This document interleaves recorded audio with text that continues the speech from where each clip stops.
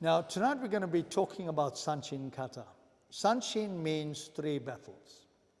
It's the battle of the body, the battle of the mind, and battle of the spirit. What does this all mean? Now, I've been very lucky, as Sean Harrod is going to be reading a little chapter on my thoughts on Sanchin Kata. I've been very lucky in that I trained with both Gogen Yamaguchi Sensei, who was a great admirer of Chojun Miyagi Sensei, the creator of Sanchin Kata, and I also had the opportunity of training with the direct student of Miyagi Sensei, who was called Togoshi Sensei. Togoshi Sensei started with Miyagi Sensei when he was 6 years old. And I had the great opportunity of both training at the Hombu Dojo in Tokyo under his direction and also training in his own personal dojo. So I had that connection with him learning this kata. Now, the kata that I do, Sanchin Kata that I do, is different in some ways to the way kata in the past has been done. The reason why I do it that way is because I use the entire body of mine to execute the technique. I don't use only the focus of the arms and keep tension in the body, right? So when I do the kata, I am using my hip, I'm focusing on my feet, my neck, and my head. So everything is in focus. So that's what Sanchin Kata does. Your entire body you must have the focus on. You got to know what your toes are doing. You got to know what your neck is doing. You got to know what your body is doing. So this is very important. So Sean Harriet is now going to read my explanation, a little snippet of it, of what Sanchin Kata is about. My deep explanation of Sanchin Kata comes from Kyatsu teachings and how karate practice of Sanchin Kata can help us evolve. Many listening to this deep explanation will read it and it will pass like wind over treetops. However, some will read it and their minds will become like eagle claws as it settles on the words.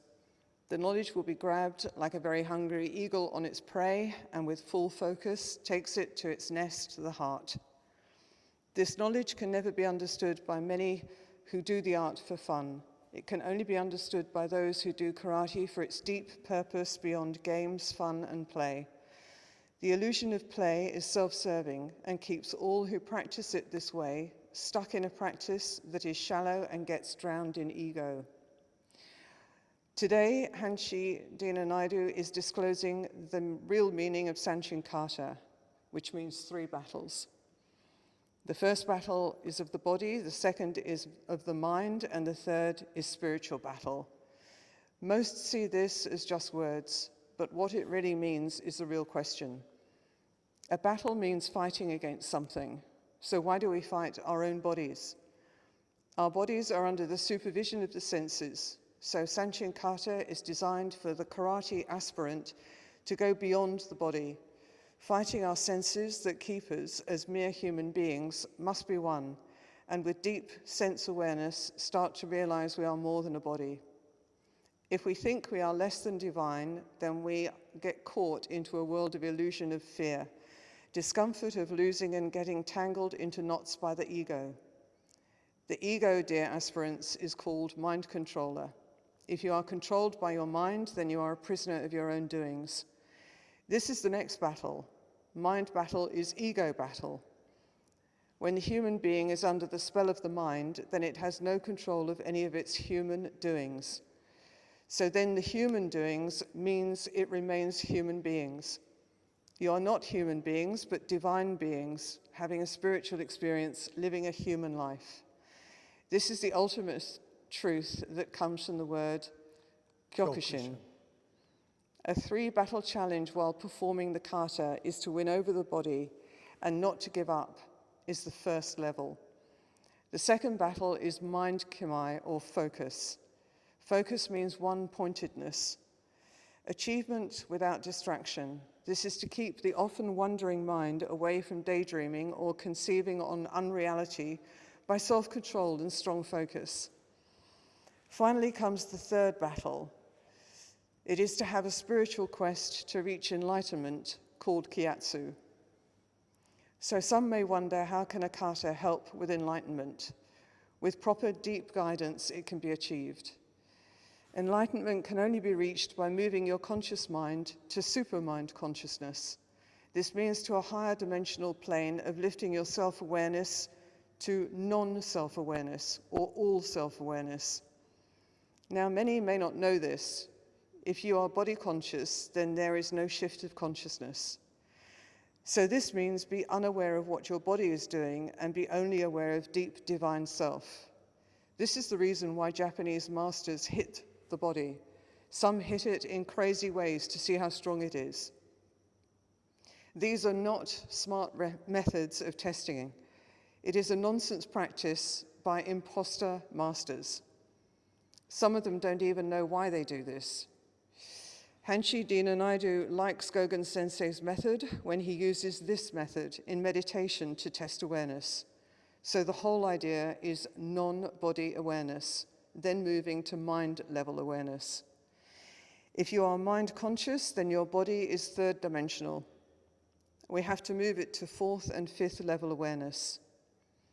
If you lose consciousness of physical body and third-dimensional mind to higher or deeper levels, then you are enlightened. So when we first begin this kata, we are only body conscious. With proper teachings, we move away from body consciousness. When we do it a number of times with expert guidance, only mind awareness is felt. However, continued practicing is lifting consciousness. When you practice on lifting yourself above body and mind, then the battle of the spirit begins. This is the spiritual battle. The routine of the body is that of subconscious and that of automatic doing. The mind activity of focus on a conscious level is also not needed. Only needed when you first learn. Only then spirituality takes over. Spiritual battle is lifting towards enlightenment of deep awareness.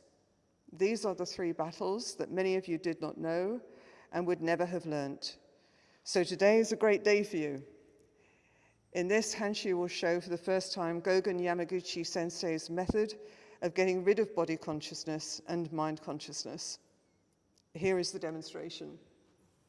Fantastic, thank you. All right, that was well read by Xian. Now, Gogen Sensei did a couple of techniques to make sure that we didn't have body consciousness, right? We were completely relaxed, and he showed how to lift your consciousness through some methods. And the first method was, I'm going to get Andrew to come and sit over here. So sit in Caesar, facing that way, Andrew. Sit in Caesar. Caesar. Okay. All right. Okay, so what he would do, he would get us to close our eyes and meditate, right? Close our eyes. And to test, to see. And the purpose of meditation is to move the mind away from body consciousness, above mind consciousness, into divine consciousness, right? So he would come, and with a stick, he would tap us at the back to see if there's any reaction. When he hit the body, if there was reaction, it means we're still body conscious. So to move away from consciousness is not to feel the tap on the body. So I'm going to try that with Andrew. So Andrew, I want you to close your eyes, relax your body as much as you can. So I'm not going to use a stick, I'm just going to use my hand, and I'm going to see if you can move out of the body consciousness and the mind consciousness into a deep awareness state, rather. You understand what I mean? Okay. So close your eyes and relax.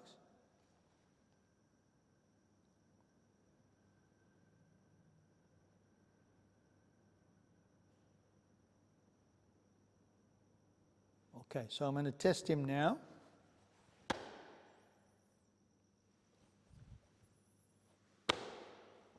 So he hasn't, by his reaction of his body, he showed me that he's not completely there yet. But that was one of the tests of Gogen Sensei. The other test he would do is lie on your back, over there. Right, put your hands on the side, okay. Right on the side, on your side of your body, okay. Drop it on the floor, that's it, okay. So I want you to close your eyes and relax and move out of your body consciousness to a deeper consciousness, right?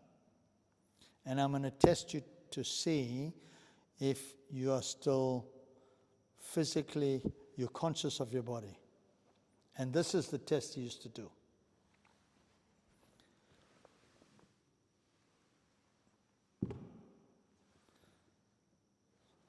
Now you notice the way his body slumped. That means he shifted out of that consciousness of the body.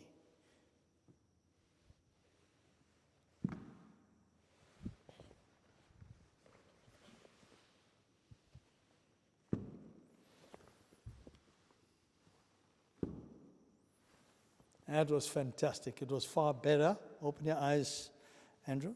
Okay, you can sit up. It was far better than when you were sitting in Caesar position. So, I want you to get into Sanchin position, right?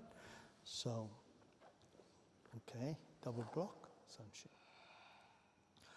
So what they would do, the Japanese teachers would do, is test the body, right? They would only test the body. The real masters would only test the body to see if the student is lifted away from body consciousness.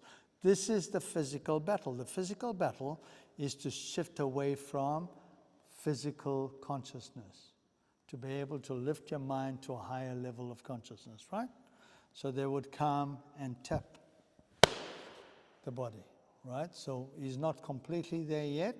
Just by the tap, I know.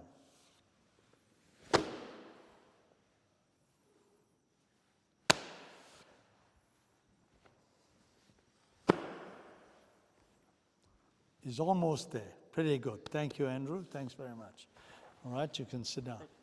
So the Japanese masters will do this to test the students to see if they can lift out of that body consciousness. So the whole purpose of Sanchin Kata is not just to toughen the body and make it strong, look strong, right? The whole purpose is to be totally unaware of your surroundings and yourself, to lift yourself to a higher dimensional thought. That's the whole idea of Sanchin Kata. Tensho Kata is the same, Shizen Kata is the same. It's not just for physical exercise. Now, there's a lot of explanation, as Shian has pointed out, that there is bunkai. Some teachers are teaching bunkai for Sanchin Kata. There is no such thing as a bunkai for Sanchin Kata. Sanchin Kata does not have bunkai. So Sanchin Kata is an awareness kata, lifting the awareness. So they would say that this is a chudan block against a punch. Not correct. Okay? A chudan block is not a defensive block. It's only an exercise. So that's my explanation of Sanchin Kata today, and I do hope you guys have enjoyed that. Do you feel better now that you've... Okay, thanks very much, and we're going to do the kata.